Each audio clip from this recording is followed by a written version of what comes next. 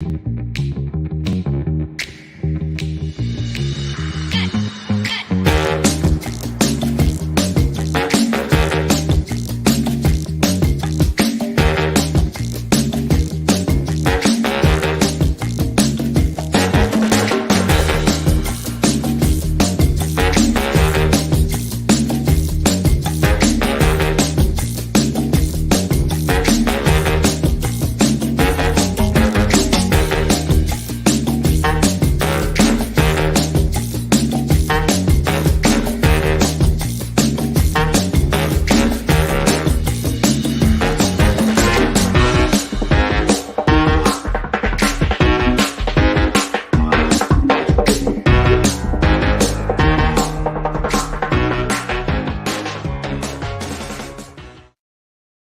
everyone, welcome back. My name is Timothy Campbell. I'm CommerceIQ's head of industry insights.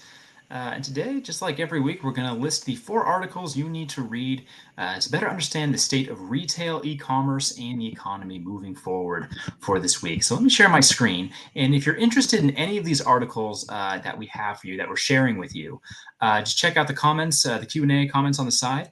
And you can see the links there and read them for yourself.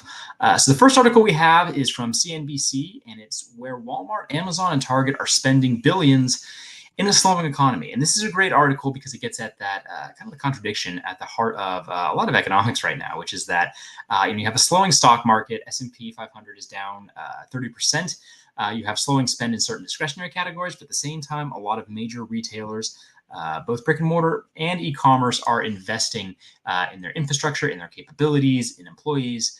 And what you have is essentially spending through a period of what might otherwise be softness for these retailers, at least for some categories. A lot of that spending from discretionary categories has shifted to home, or has shifted from home to essentials like grocery. CPG companies as well. Brands are doing quite well right now, but they're spending through this period. And this is interesting because it just gets some of the details between what Home Depot is doing, what Amazon's doing, what Target, Walmart's doing, kind of what they're all doing separately, and how also how I think they'll be positioned to succeed going into next year, because I think when spending picks up across more categories in the future, what you're going to have is that they're going to have the capabilities and the consumer trust to be able to pick up share and do really well next year, and moving forward in the future more generally. So I think some of these retailers have learned a lesson from the 2008 recession, which of course was very different, but still what you saw during that time period was companies that invested during a period of actually a slowdown actually did better and outperformed the competitors that didn't, that might have pulled back on spending, to be cautious. The second article is from CNN Business, and it's Dollar General's newest shoppers, people making $100,000 a year.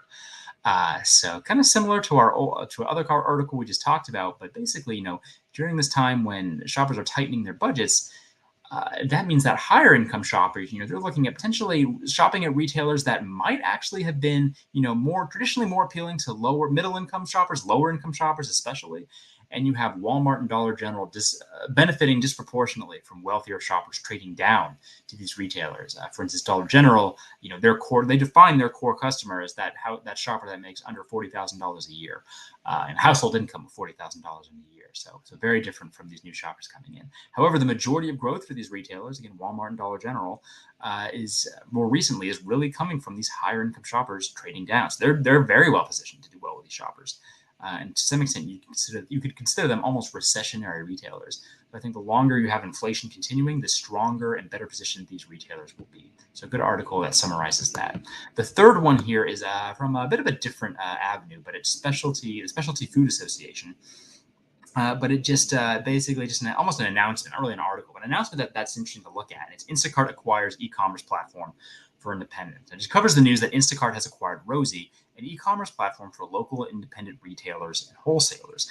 And this is interesting, I think, because Instacart, has traditionally operated as kind of a middleman between shoppers and the ultimate source of the goods that they purchase. At the retailer, Instacart just maybe provides a platform to buy those goods and fetches them for you, but the retailer is the one that provides the goods ultimately, and the shopper is the one purchasing them. Well, now Instacart, this is kind of a vertical integration move where Instacart's saying, we can acquire an e-commerce platform provider. So in addition to operating, the grocery aspect for some of these mid-sized, local, even smaller grocery retailers, will also just operate their entire e-commerce experience. I think it's great. It's almost like the middleman. Rather than cutting out the middleman, it's the inverse. It's the middleman cutting out other aspects of the business or integrating it into its own business so that they can be more efficient. So I think it's a really smart move on Instacart's part. And the last article here is from TechCrunch, and that is India's Dalchini raises $4 million to make smart stores and vending machines ubiquitous. And this is, the amounts raised for this company are pretty small, but I think the concept is what's interesting, and that is automated vending machines across India, maybe in places that stores might not make the most sense, but to reach, a lot of Indians, and not just, a standard vending machine that offers you snacks and drinks, but one that actually offers a lot or some of the same things that a grocery store would offer. So like fresh produce, and things that you would make dinner with, for instance. These are things not typically offered by a vending machine, but this is what they want to expand to a lot of India. And I think currently, it's got a network of about 850 locations across 23 cities, and it plans to continue to grow to 5,000 locations over the next 18 months. So kind of an interesting retail solution, something you don't really see a ton of in the US. But I think it might make sense for India. So kind of a good lesson on how, it's not one size fits all globally. E-commerce will look like different things as it expands in different markets. And also a good reminder that India's e-commerce and just tech industry more generally is growing very rapidly. Despite the fact that inflation in India is very high, like 6-7%, their tech industry is doing quite well. I think in terms of growth, potentially outperforming just in terms of raw percentage growth, doing quite well compared to the rest of the world. So, interesting article, interesting concept. Again, if you are interested in any of these articles, just check out the comment side. Off to the side, and you can find the links to read them. But we'll be back next week with another 4 articles that you need to read to understand. The week ahead. But I hope you enjoyed those, and I hope you have a great rest of your week. And I will talk or present to you later.